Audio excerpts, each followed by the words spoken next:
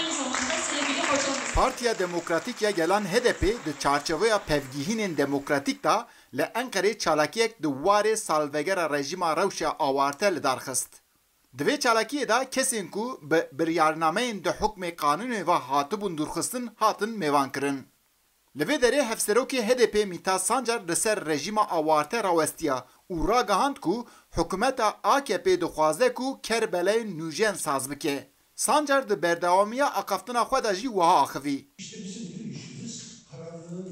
Ew meşame nav tarîtê de qîrîneke. Ev ro salvegera rejima rewşa awarte an jî tarîtiyê ye. Bi sed hezaran kes ji karên xwe hatin dûrxistin. Bi hezaran kes ketin tengasiyên mezin. Lê ew desthilatê ji wan hemiyan keyfê verdigre. Em wek HDP vê yekê napejirîn û her gal em ê dijî vê yekê derkevin.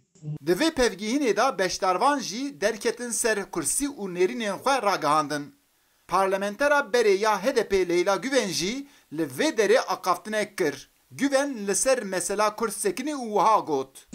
Dema ev sistem li ser Kurdan da dihat, di wê demê de hevalên ku ne Kurd bûn heke dengên xwe bilind bikirana û dest bidana Kurdan, ew ê mesele ew qasbê çareser nebiya.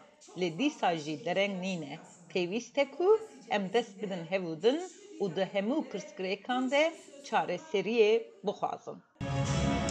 Onlar savaşa karşı barışır, ölmek karşı... Berî derba 15 Tîrmehê sala 2017 bi qanûnên taybet nêzîkî 105,000 kes ji kar hatin avêtin û 20 Tîrmehê jî li Tirkiye rewşa awarte hate îlan kirin.